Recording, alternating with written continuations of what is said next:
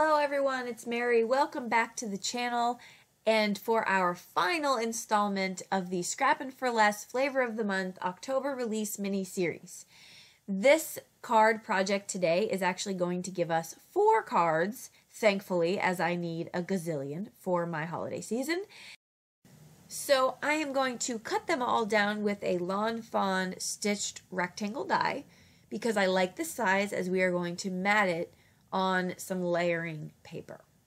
So I take out and I'm trying to position where do I want these. They're all going to look the same. So I'm going to cut a lot out of this video because it's going to be repetitive.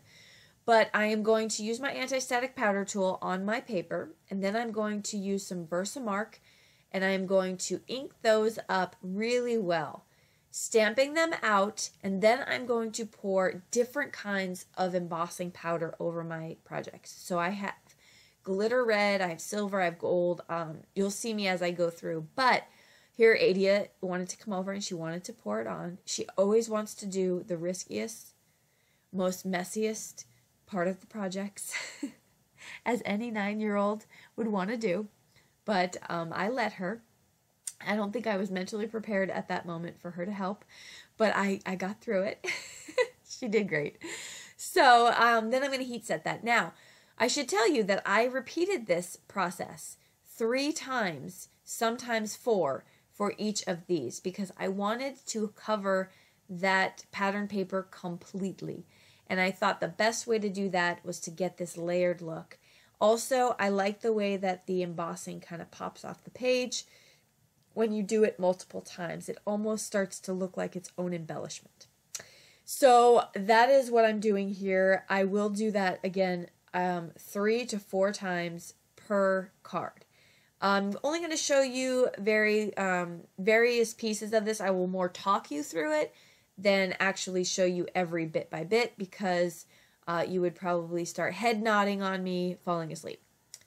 I am putting the little silver attachments to the top of the card after I get this red right exactly where I want it. So the stamp set comes with the little silver pieces, you know, the part where you put the thread through or your hook.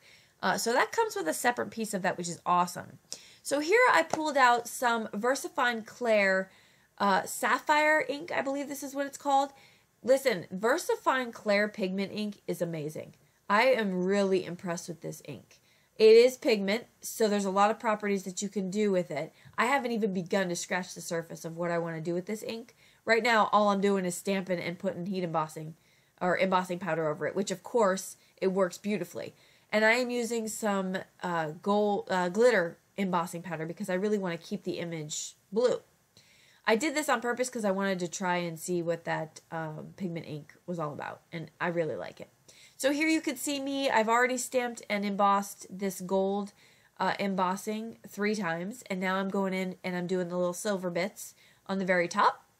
The first couple cards I did, the silver bits were not perfect, so I went back and I readjusted, but it wasn't not perfect enough to actually trash the card. It was just, you know, not perfect enough for me to want to fix it for the other 2, if that makes sense.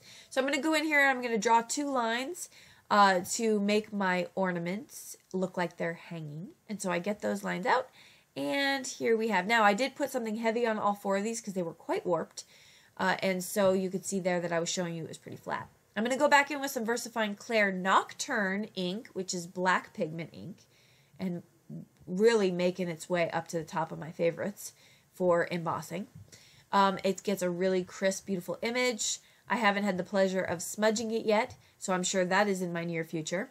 But right now, I am just going to stamp that out on all of my projects, the sentiment. Merry Christmas to you. And it even shows up on some of the darker cardstock, so I'm pretty happy with that. Maybe the white would have showed up a little bit better, but call me lazy. I just kept going with the same color, and I was okay with it.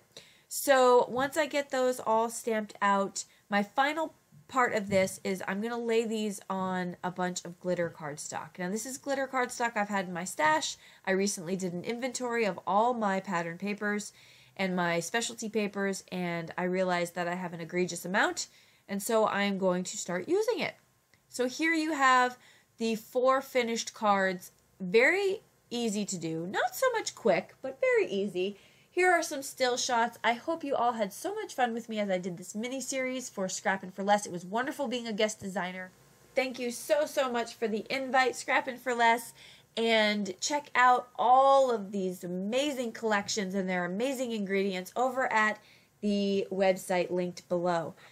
I will be listing everything I used in the description box below. Don't forget to find me in other forums, Facebook and Instagram. I love to interact with you all over there, and I will see you all in my next video. Have a great day. Bye-bye.